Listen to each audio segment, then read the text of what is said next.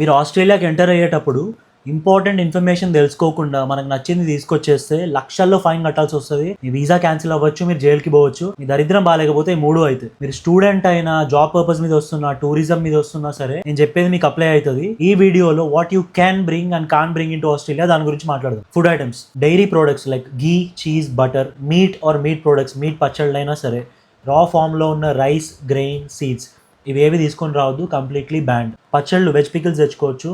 Sweets, పిండి వంటలు, chocolates, biscuits, cakes, chai or coffee powder ఇవి ఏమన్నా తీసుకొని రావచ్చు. ఇవి హోమ్ మేడ్ అయితే ప్రాపర్ సీల్డ్ ప్యాకేజింగ్ ఉండాలి, లేబులింగ్ ఉండాలి.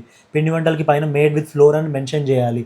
మీరు బయట కొంటే మ్యానుఫ్యాక్చరర్ డీటెయిల్స్ ఉండాలి. కాస్మెటిక్స్ మీరు ఏమన్నా తెచ్చుకోవచ్చు. సిగరెట్స్ మాక్సిమం 2 packs, లైటర్స్ అయితే మాక్సిమం 5. కరెన్సీ, ఆస్ట్రేలియన్ కరెన్సీలో $10,000 కంటే ఎక్కువ తీసుకొస్తే డిక్లేర్ చేయాలి. And next medicines, A medicine అయినా మీరు ఆబ్వియస్లీ తెచ్చుకొని రావచ్చు.